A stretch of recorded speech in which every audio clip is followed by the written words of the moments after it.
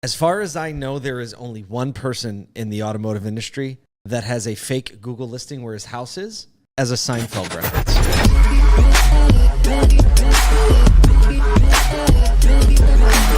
This is Auto Collabs. Really? Yeah. Should we all at the same time name who we think it is? Yeah, go ahead. Who do you think it is? 1, 2, 3.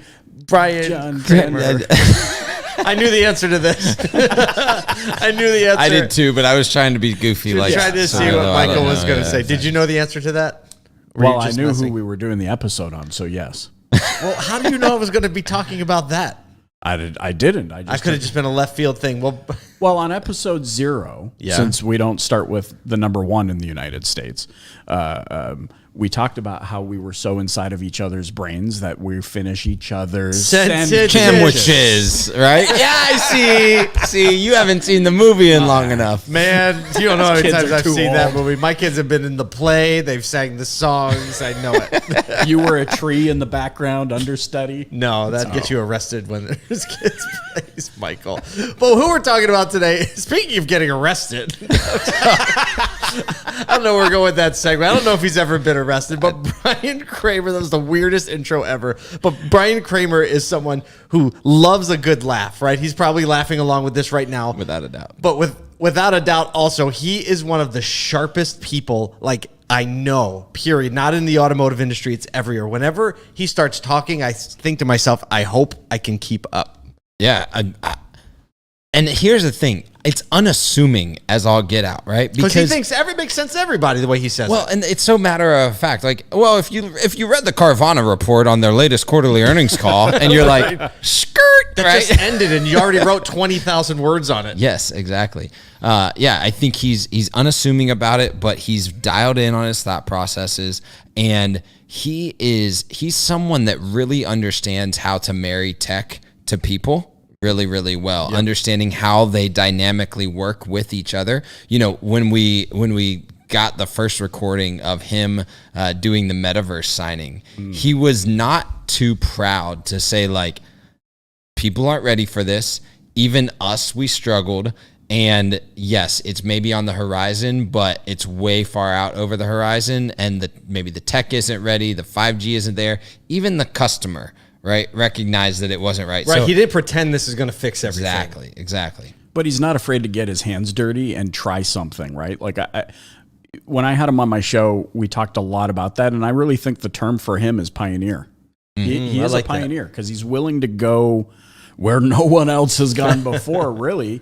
To your point, like, first a paperless transaction for his stores, and he talks about the ups and downs of trying to figure that out. Now the metaverse, doing the first car transaction in the metaverse, and when I tried to book him on my show the last time, he's like, "Why don't we do it in the metaverse?"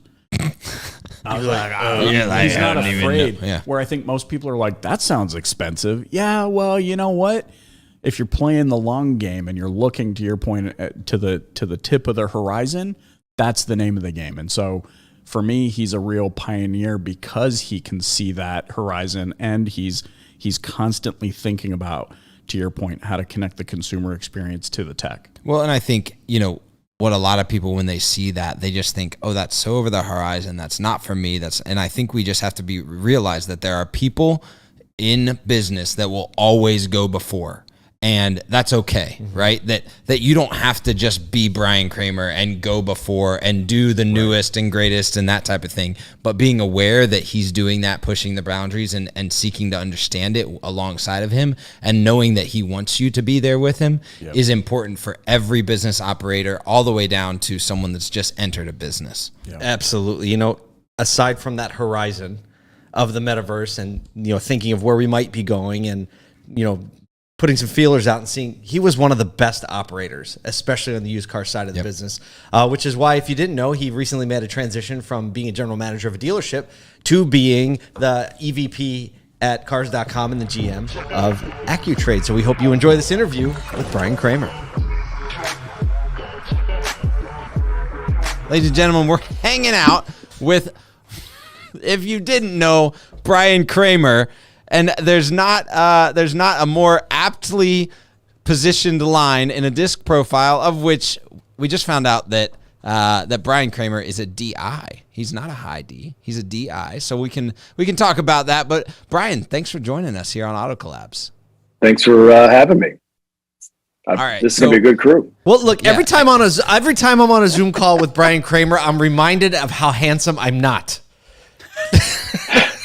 So, This is what I'm I really want to by far know. the oldest person on this whole call. Which is even more discouraging to me. This might be the first time I've seen him with a real backdrop, unless it's a green screen. Is that real? Move your hand quickly That like is real. this. It's a real thing. You're not in the metaverse. Oh, man, Okay. it's real. Wow. Impressive. He's come from the metaverse into the real world. We'll be going back. So in the corporate world, do you get your hair cut once a week? Is that a thing now? Is that like you've got to be trimmed up and ready to go with the Well, so I'm getting my hair cut tomorrow, but it's actually I've had a few different weird things. Okay. It is, yeah, with a certain, no sideburns and all the standard issue. But I think the second to last day I was working at Germain, I was going over to get my hair cut running late because I was going out of town or something. I ended up buying my daughter's car in the barber chair. Now you bring it up. And did it completely digitally. My barber sitting there goes, "What are you doing?" I said, "What's looking? I'm doing. I'm buying a car." He goes, "On your phone?" And I go, "Where have you been living, bro? Under a rock? How do you buy your cars?"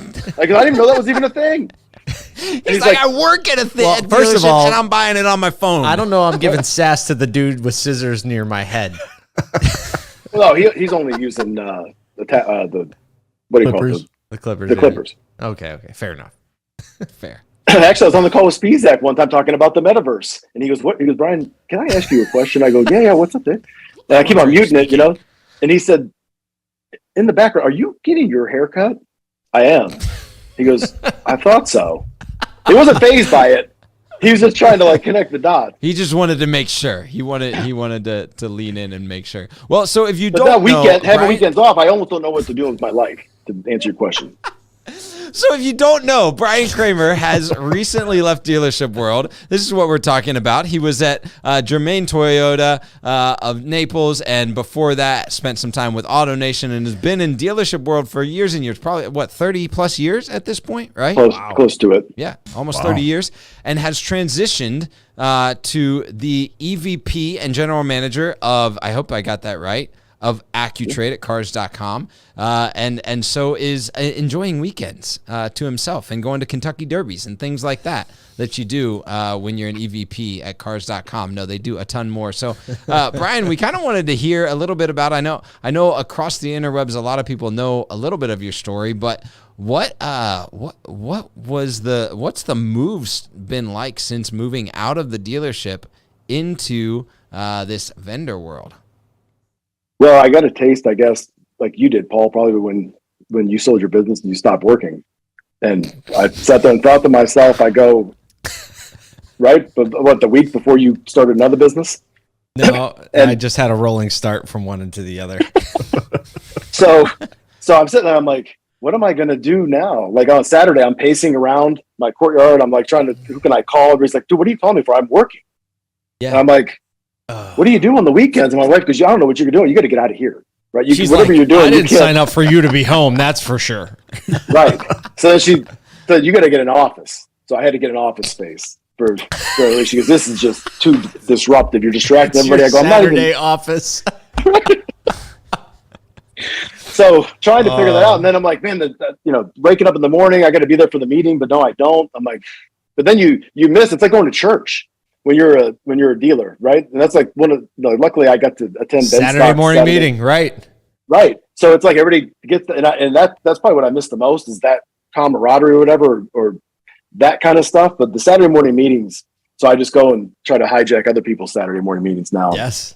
And attend theirs, which is it's like kind of like babysitting somebody else's kids. All right, answer You this back for at the end of the day.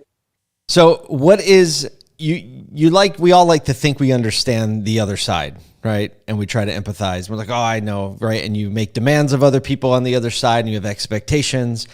What is the biggest surprise about being on the other side that you realize now that you as a dealer did not understand? I don't know that I didn't understand it. I would say I more just didn't care. But now I feel it on the other side of when I get on a call with somebody who's scheduled a call. Careful. Who are you? And why are you calling me? I'm selling cars. I'm doing this. And I'm like, I was on the other end of this call tens of thousands of times, whatever. Bro, I'll call you back when I can call you back. I don't, I've got on this side, a schedule that's really rigorous, a lot more structured than anything I've ever done. So everything's planned out to the minute, and that doesn't work, right? So I never sat there and looked at it from that lens. Man, these guys, I just figured they were like, some of us on a slow day, they're just sitting around. Who am I going to call? You know who I'm going to call? I'm going to call Jermaine Toyota. Just let's see what they're doing.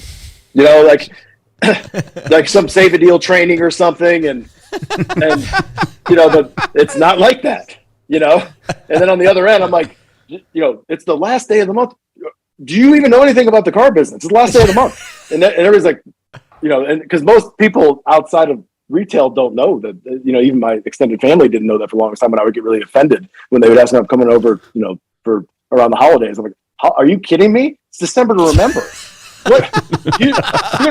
That's half my income.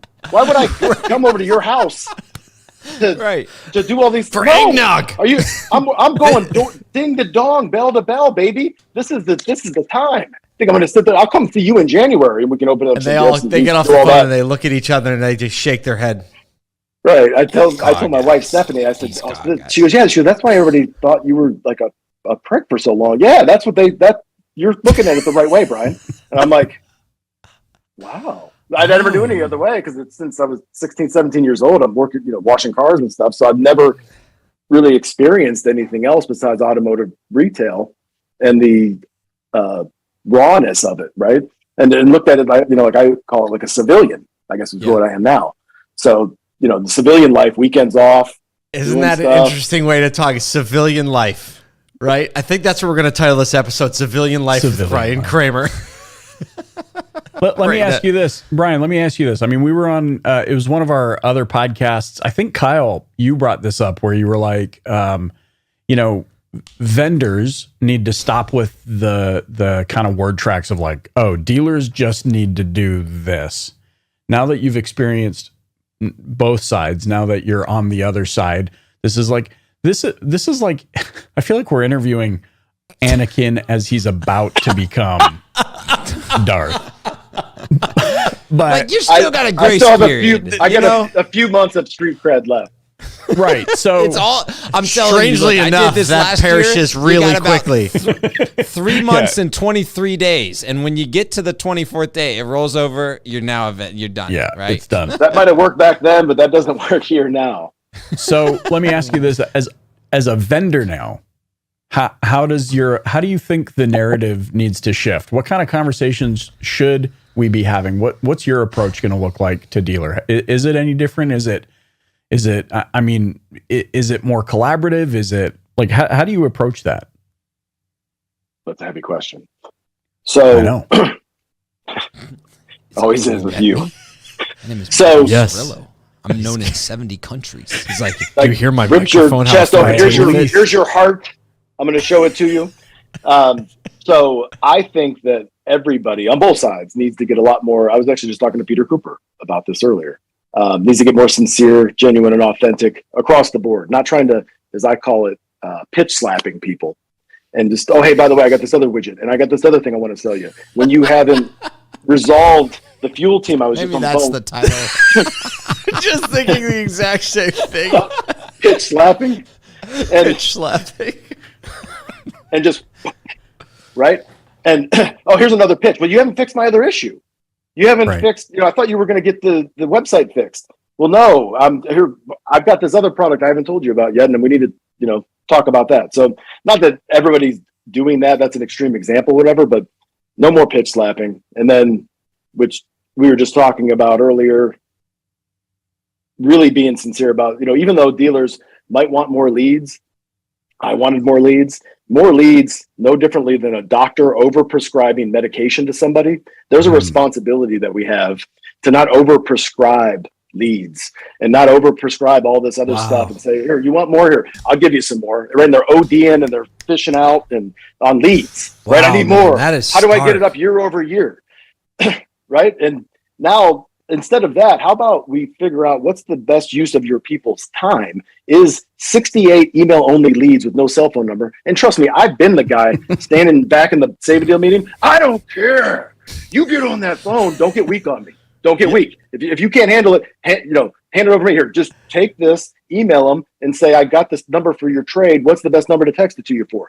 Okay. Right now, everybody's just sitting back there like, I'm like, dude, you only got 28 more. Come on, let's go. Come on. Then we're going to make the calls.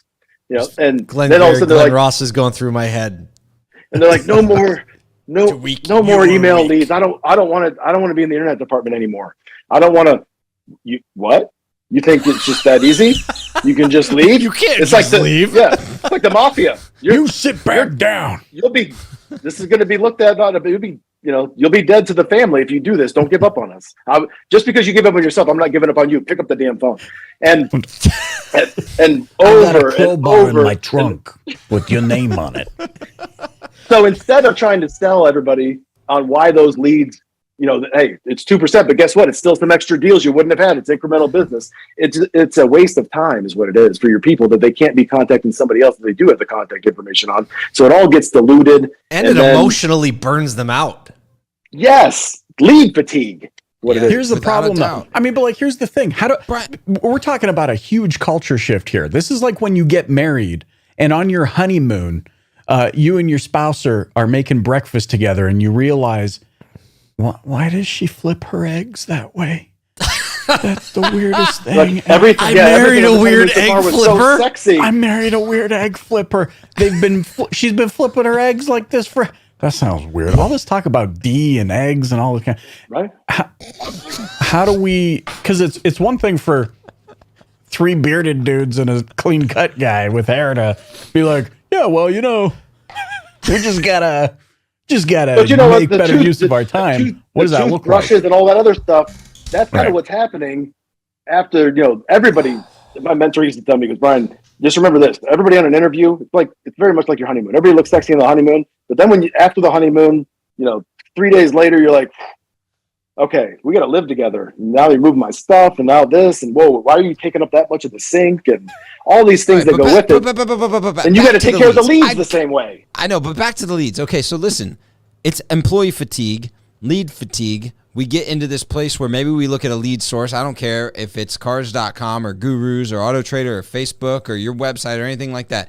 If there's lead fatigue, they're not getting cared for. So what happens is you start to see it go from 8% to 6% to 4% net delivery ratio. And then what happens is you go get canceled as a vendor, right? Because the BDC can't handle it. Well, it's not that there's not good people on the other side of it. It's that there's lead fatigue because of the volume of stuff that's not working. Here's what's crazy is I think, Paul and I have been talking about this, that we're really trying to solve for the customer experience. And, one of the things that I did a while back, and I'm just going to give you this, I'm going to just toss this in your hand now that you're a cars.com employee, and I've told everyone there, is I went and I wanted to figure out how many leads I could submit on cars.com, Accu-Trader, and Car Gurus in 1 minute. In 1 minute. Every single site, I could submit 13 leads in 1 minute. So you better believe that customers are doing that, which means now they're getting, let's see, if all 13 dealerships are doing it close to correct, they're getting somewhere in the neighborhood of 39 communications in the next hour. Autoresponders. Right? Email, text, call. There it is. So, but then you also lose their hope. Solving customer experience, right? And you're treating customers that are buyers like ones that might just be some nameless faces entity. I'll tell you another thing that was just remembered that was earth shatter. So they're giving this presentation to the cars.com team at the leadership conference, which was amazing. But as we're sitting there going up, I'm watching, I'm like, wow, I didn't realize they do all this and all this SEO and SEM. And I'm like, wow, this stuff's so far over my head. These people are literally brilliant. I was the least educated person in that room, period. That's not an opinion, it's just a fact. And as I'm looking around, they call on me. I'm like, how am I going to follow all the stuff they're talking, all these acronyms? I don't even really know half the stuff they're talking about. And I get up there and I said, here's all I can really, when I went completely off track and off script.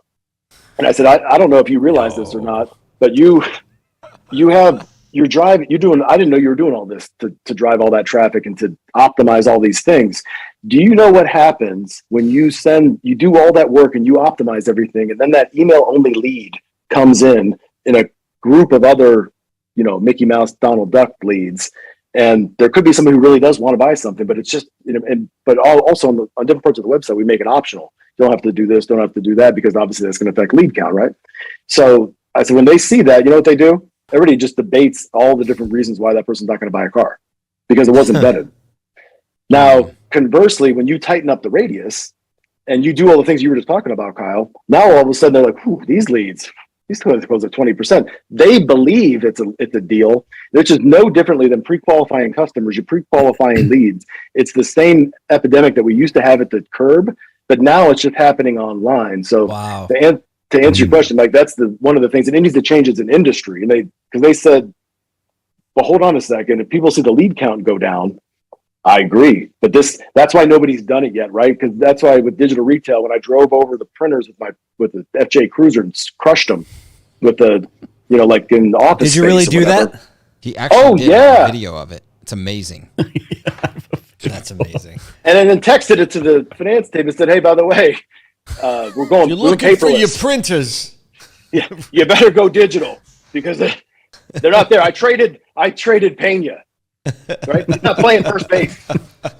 So, but that's what has to happen with this. And it's going to hurt for a minute because it always does, right? With any type of transformation. But this is a self-correction, I think, that's long overdue. And on both sides, right? The dealers also have to, when we get them a lead of we'll buy your car, we can't, 90% of the people that I mystery shop, it comes back and they're trying to sell me a car when I didn't ask to buy one. But that's the way the CRM process works. And it's all mapped out, and there's no we'll buy your car workflow.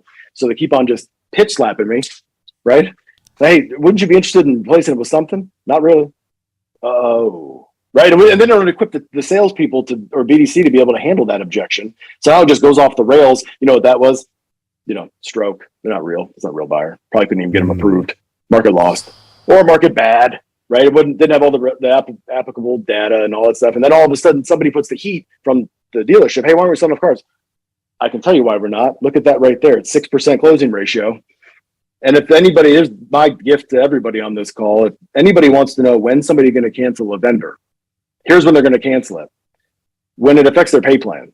So if you know what the internet sales manager's pay plan is based on, 12%, 14, whatever it is, when your closing ratio gets below that, that's a early warning radar to pump the brakes and be proactive, which is what we're going to do. And we're doing already, but going out there and saying, hey, by the way, this is, I've noticed that your closing ratio was going down. Should we tighten up this? Should we change this? What we do, right? Wow. I guess we went off the rails on that question. No, I'm infuriated. We're trying to keep up. I'm enraged by this conversation. You know what you got me thinking, Brian? You got me thinking about if I could loop this all together. Kyle, Paul having conversations about mapping to the customer experience. You just said something to me that makes me want to punch the air like that dude who came out with Tybo. You remember that guy? Billy Blanks. Billy Blanks. That's exactly Do we remember him? Good. You said the CRM process is mapped to this, push them to a sale thing, right? Largely has come from just getting a ton of customer feedback. So we look at this compounding ripple effect over the years that if we're only, vendors, listening in, if we're only, okay, I don't even know how to phrase what I'm saying here. Oh, he's couching it, folks. I'm on the edge of over my his seat. words. He's so frustrated. I'm enraged. Insane with anger. I have Let's call it passion. We'll call curb it your passion. enthusiasm rage. If you only listen to your customer, but your customer is approaching from a biased position, you might end up developing a product that leads the whole industry astray. Ooh, that's a keen observation. And cut tape. Which is kind of where we're at. We'll pick Which up is on kinda this where at a we're SotoCon. We could. Well, this to me is why we want to have these types of conversations on Auto Collabs. Why I think this is so powerful is because somebody's got to start talking about that. Yeah. Because we need to realize that it's neither them or us or them against one another. We both created the situation that we're in. We need to start looking at it from a different angle. Like I feel like in my business, I need to look at certain activities, to your point, Brian. I need to say these activities map to opening doors. That's the KPI. How many doors did that open? There are activities that are walk through the door, and then there are activities that say take money that's on the other side of the door. But we've attributed everything to take the money, not realizing that we're skewing our own perspective of how to pursue the business. And we made a decision at cars.com similar to like JM Family, Southeast Toyota, similar to Automotive State of the Union, to be for the dealer, which then you got to make some decisions, right? When it comes down to some tough decisions, okay, we got some, just no different than in a dealership or any other business, right? Well, yeah, we could generate this much more revenue if we did this, but is it the best thing for the dealer, right? Is this is this true to our core values? Are we arming the rebels? And then the decision is clear. I will say that about cars.com. It's not even a question, right? When you say that, it's clear what the vision is and it's clear what they're all aligned to. And maybe people's minds might go there, but when you go there, they're like, it's clear that they know that that's, out of bounds, whatever. And then everybody comes back on track and then moves forward. And I will say they execute, and I'm experiencing it, work a lot harder than I thought, because I love it. It's a lot faster pace. But I mean, I'll tell you, there's a lot of people there that are working in the same direction to really transform this industry. I mean, Vetter has put this North Star out there of really empowering dealers for all the disruption that's happening to be like a safe haven, to be able to sit there and just be arming them with as many tools as possible to hang with any disruptor that comes into the space. Yeah. And make it easier and simpler so that they don't have to do an insane amount of work to do it. But with the sourcing and all the things at scale that have always been just a thorn in my side, right? If somebody gets on the Accu-Trade website and they want to know what their car is worth, but they got on the VDP versus the main page, the hero page, is it sourced that way in your CRM? Are you able to segment it to be able to dissect that? And do the 80% of the dealers in Middle America have the resources to be able to deep dive that the way that you guys do? Probably not. So the more that we can simplify that so that people can translate the reporting and simplify the reporting in a common language, if you will, so that everybody's saying the same things instead of being like I was for a long time, being embarrassed to say I didn't fully understand Google Analytics. So I just was like, I don't need that. I'm not worried about that. Right, I don't understand it. Buy more TV. We can fix that. We can fix that. Well, Brian, we can't be more excited to do this in person at a SotoCon in September. We're going to try not to get in too much trouble. We appreciate the heart behind cars.com and Alex's position to be a dealer advocate. Bringing you on board was just, I mean, when we heard it was like, oh, that makes a whole lot of sense. And frankly, fuel on fire. Really, really, really excited. And the colors are all the same logo. That's why we have the purple integration. It's exactly why we have the purple. Oh, thank you so much for spending a few minutes with us here on Auto Collabs. We can't wait to see you in Philly, and can't wait to see what trouble you make next. It really did remind me of what happens when someone comes out of combat and they go home and they don't know, they have to calibrate for a minute. And like hearing Brian in that mode was in my mind like a real clear indicator that we should never ever assume what it's like to be on the other side, whether it's dealer or industry partner, because the pace and the intentionality is so different. And even though a lot of us in this audience, in this ASO2 audience, probably think we know, right? But it's probably been a while since we've been on the other side, even if we lived the life on both sides. So for me, it was just a very stark reminder talking to Brian, like so like soon after this transition, that empathy takes a lot of work. And the more of it we can have on the dealer industry partner side, like the better off we're going to be. Yeah, I was struck by his kind of like, well, what are you seeing around the cars.com world? And it was really cool to hear him like, man, these people put in the work. These people go hard at making sure that the customer and dealer experience is matching, and they are asking questions of the way the website works, and they're digging into SEO, and they're digging into all this type of stuff. And he was just, what was really cool was he was like, man, they're putting in all this work, but then like the very tip of the spear is where there's a miscalibration, right? And he talked about how the quantity of leads has led the conversation over the quality of those interactions, and that tip of the spear, if that can get shifted for Cars.com and for the dealers, whether it be the way that you interact with those or the way the customer interacts with the experience, is that, and I think that's the tip of the spear that we're all talking about, which is how do we actually get to not just like, we need more leads, or we need more this, or change this process, or flip out this technology. It's like the tip of the spear is the customer experience, and if we do a disservice at that level, then we've misserved the whole other part of the spectrum. It doesn't matter how much SEO, how much marketing, how much process, how much technology, how much people. If we misjudge the tip of the spear, then we miss everything. It reminds me of a conversation I was having with one of our client partners in Canada.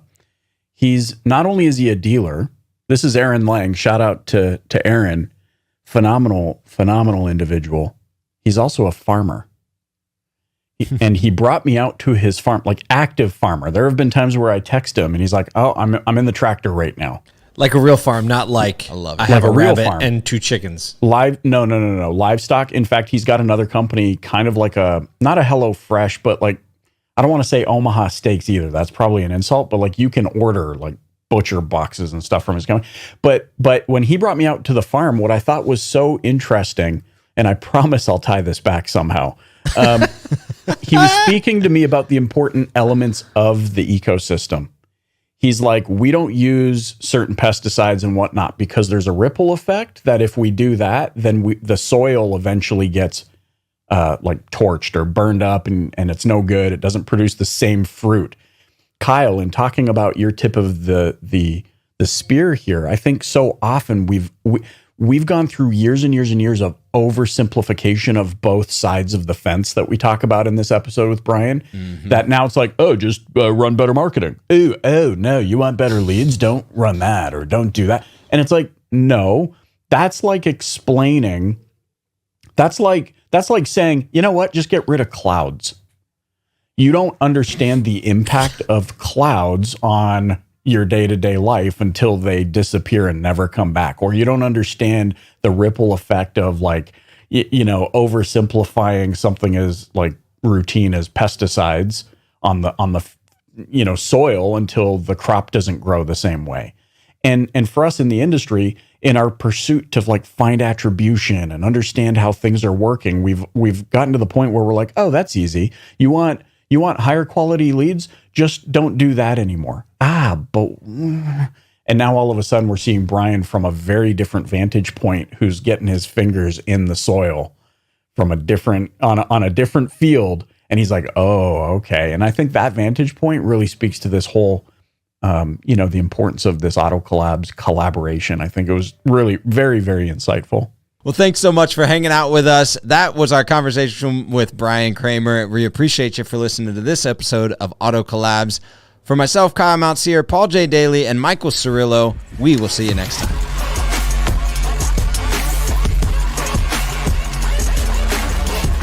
Welcome to Auto Collabs. Why are we recording? Are we rolling yet?